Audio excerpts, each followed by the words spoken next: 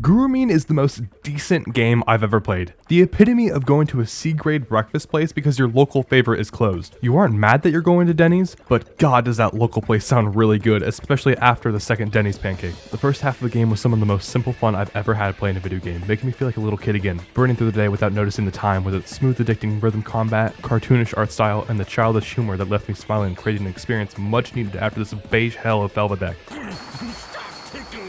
What the Gurumin elitists don't tell you is that the developers also thought the first half of the game was so good, they should just do it again. The feeling of deja vu entering what seems like a brand new level with a new environment, stock full of monsters waiting to be drilled, only to discover you're entering the exit you left moments ago does not leave you with the confidence on what comes next. Not to mention when you're playing these levels, solution to gates often end up being a lever hidden behind a cracked piece of stone, so your eyes are glued to the wall in the level just in case. And finally, when you're finished with the level, you have to head all the way back to Monster Village, the main hub of the game, to deliver the piece of furniture you acquired. Every single time. The Gurumin experience is just so close, but yet so far. It's just like Dark Souls 1. Welcome, I'm Matthew Hayes, and this is Time Well Spent, a series where I play any game I'm in the mood for and critique my thoughts on its game design, sharing if you should try it as well. Gurumin, a monstrous adventure, is on the menu today, so let's see what bullshit I can conjure up about this game. Gurumin is a 3D platforming action RPG that was developed in 2004 by Falcom, originally as a Japanese PC game with its inevitable port to the PSP in 2006. Platforming is a genre I have little experience in. The only two I've had a blast playing are Super Mario Odyssey and A Hat in Time, and I credit this an experience to my horrible depth perception, the reason you'll never see Super Mario 3D Land on this channel. I found Gurumin through a mystery RPG Steam key, and let me tell you, I got my 90 cents worth. Let's finally get into the gameplay. This is first and foremost a kid's game, so more accessibility options are nice, including assist on tricky jumps and no ice physics. Hell, I'm an adult, and beginner mode sounds like my cup of tea. I hate ice physics. We play as Parin, a child sent off to Tease Town with her grandfather, housing primarily minors busy working with no other kids around. Just this guy named Cylinder that should be doing time in prison. The voice acting is in this like a middle range of not being top tier, nowhere near that, but also not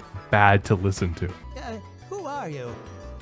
It's me, your granddaughter. I'd credit the strange feat to having more passion than money. I could be in the minority here, but I do think it fits the experience overall. Top left of my screen is the health bar. Bottom left is a map I might have looked at a good 0 times. Next to it reveals my money and junk dropped from enemies by smashing pots. Bottom right houses the menu holding all your items, hats, and system settings. And the top isn't important right now, be patient. Exploring reveals a shop full of food that heals our missing health, a gear shop run by Disc that sells varying useful headgear. He gives us the goggles which reduce water damage. We fucking killed this dog and get told we're geeked by this old hag, unable to see our new friend Pino. This is because she's a monster. Her brother Puku tells us to follow them into a back alley to cure our boredom, and the most 2000s anime opening plays.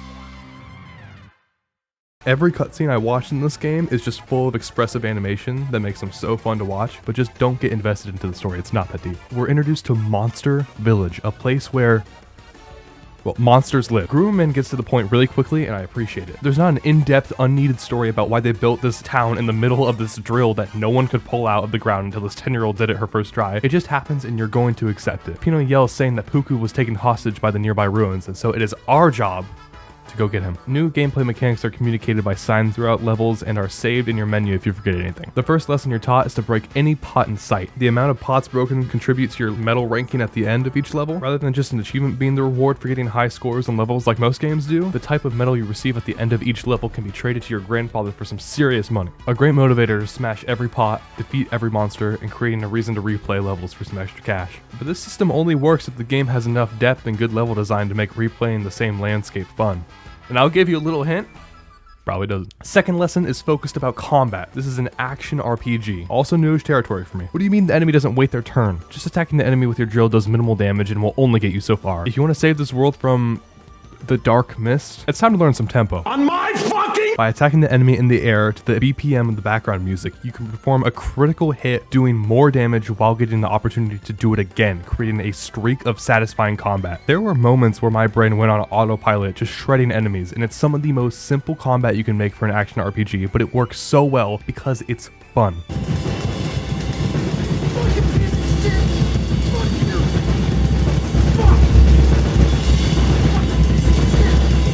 This statement holds true for a portion of the game, but what's partially at fault for Gurumin's latter half is the combat's satisfying nature getting stale after a while. Denny's pancakes are fine, but they keep serving more and you are getting full. Let's circle back to the discussion of music. Oh my god.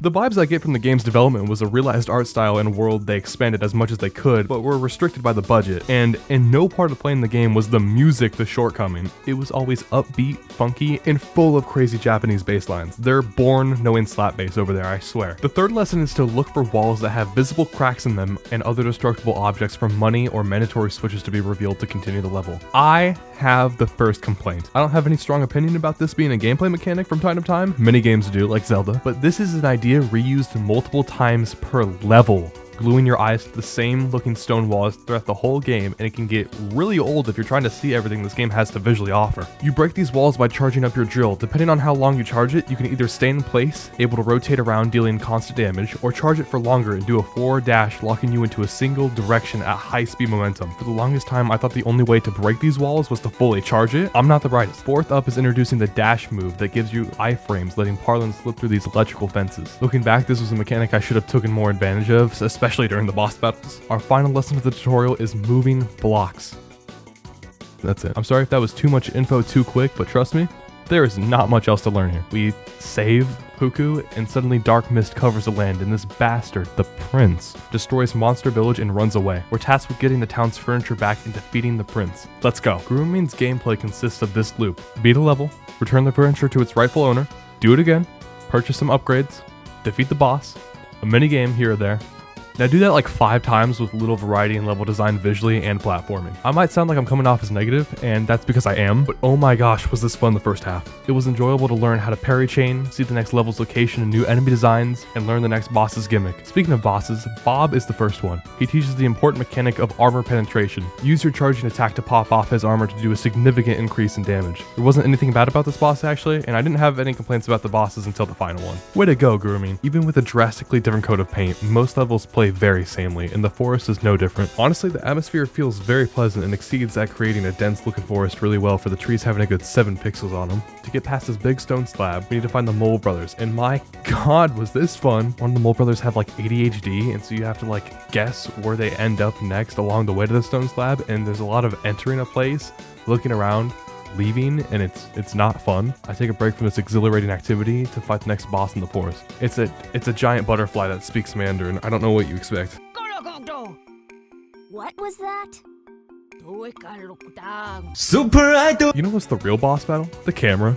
In some locations, you have horizontal control of it, though most locations in the game it's fixed. I wouldn't complain too much about it because, to be fair, this game was made 21 years ago, but that doesn't change the fact that I feel like I'm being put in a chokehold while trying to escape a straitjacket underwater if I want to move left. I remember this specific moment where I fell down this well and I could not tell you what universe I was in. I decided to head back to T-Town to upgrade my drill and unfortunately have to speak to Epstein here. I get some cool new moves that are helpful for clearing out enemies. Each move you unlock will have a quick preview of what it looks like and what button combination to do. Instead of being told how to perform it, I'd prefer to just do it by myself. Having to stop and charge a drill before any encounter by the mid to late game ruins the flow of combat and made me skip an enemy or two because the rewards aren't even worth it. Not to mention the enemy variety becomes stale very quickly after fighting your 100th blue slime blob for hours at a time, the only difference being the amount of armor they're wearing. Enemies aren't the only thing reused. Let's talk about the level reusage. Reused levels can theoretically be fun. Theoretically, if the level includes new secrets and enemies to fight, there'd be no problem with the mirrored level design that Gurumin uses. The enemies do nothing different and no new gameplay features are introduced to make up for this. Half the fun in the 3D platforming is in adventuring through new looking levels with challenges to make them memorable, and I don't think slightly changing the brick color of the ruins passes as new looking and memorable. This doesn't just happen once too. I got some crazy deja vu entering this well section. You can see my train of thought throughout the gameplay. At least the devs reuse the levels that are made well. Let's hope the next few zones are created with the same quality. I finally find that that fuck-ass mole and him and his brother destroy the giant stone. After a quick cave level, a door stands blocking our way, needing the lightning ability for my drill to continue. I've only been using the fire, so this is a problem. 2 new zones have been unlocked since I started yapping about my petty complaints. Doc's Lab and Asparagus Lake. I was convinced Doc's Lab was the place I could acquire the lightning ability, because if cartoons taught me anything, the laboratory has giant lightning bolts that shock people with comedic timing. But all I could find is this love compatibility machine? I refused to look up a guide even if I had no hints to go off of. My last ditch effort was to go to Asparagus Lake. Good idea on my part, because Bob tells me the lightning storms have recently been spotted on the other side of the lake. There's no clear indication that storms have been formed, and I find it a strange decision to have no visual cue like some rain clouds on the overworld map to show me. Without this unrelated NPC in the corner that's been there since you defeated him hours ago, and his previous dialogue spoke nothing about any lightning power, there'd be no reason to suspect he'd be telling you the power is inside the mountain. What does that have to do with a lightning storm? Around this time, I began to lose interest in breaking all the pots I found because the enemies in piggy banks give so much more money. The only reason you'd still be breaking them is muscle memory or the medal reward at the end of each level, and that's not a good enough motivation for me to hit every single pot I see. Motivate the player to break more by making the pots drop more money in later levels. You might have noticed I haven't brought up any headgear up until this point. That's because there's a very limited amount available in the shop that doesn't have a better buff than immunity to water, an obstacle in nearly every level, especially for the next boss fight coming up. Until now. These poisonous plants will give you a hard time dealing constant damage around them, racking up some serious numbers unless you have the gas mask equipped, and enemies are beginning to have elemental armor defenses which only slow the game's pace down by forcing you to enter the menu, deselect the element you have equipped, watch the animation, equip the new one, watch the animation, and then exit the menu. Thankfully these are far and few between, only showing up once or twice in each level, but it's still annoying. Just make a faster way to do it. The third boss's gimmick is that he rolls around the stage while slowly removing the platforms above the water until rhythm critical hits are the only option. Looking back on it now, I should have used my dash iframes more on these bosses. Without them, I feel like I'm fighting Prime Radon. I find out I'm clinically retarded because I couldn't for the life of me light all of these torches up using my drill ability. I took a break to eat dinner and I came back and did it flawlessly. I was so pissed. The Spooky Dark Woods is just the forest reskinned from earlier with the infamous well section I talked about earlier, so I didn't really find anything notable to talk about in this place. I didn't enjoy the mountain zone, I'll say it. The beginning of the level was pretty average, but once you enter the volcano, Gurumin's shortcomings shine the brightest. Reskinned enemies, movement jank that results in me losing control when parrying, and an annoying mini-boss at the end that boils down to charging my drill, breaking the armor, hitting like 4 hits in, rinse and repeat for 5 minutes. That pretty much just sums up all my complaints about the combat in the later half of the game with its low skill ceiling. It's a kid's game, you shout, shut up. Farther up the mountain we reached the government issued ice level, and boy do I wish I was on the baby mode with no ice physics. I begin to run past enemies because in all honesty, I'm just not having too much fun fighting them. The combat's enjoyment is limited on these narrow pathways because the risk of easily falling, and it wasn't created to fight on these narrow pathways. It's a parry system in the air, so if you're in the air and don't have any control, you're going to fall. I finally purchased the Vampire Cap. Its ability restores health upon critical hits. The upgrades purchased from the junk we've been collecting all game affect defense and attack damage. I defeat the final minion of the prince with ease and continue to the final zone of the game. Nothing notable here again, other than this part with the turtle that you have to ride all the way to the door very slowly.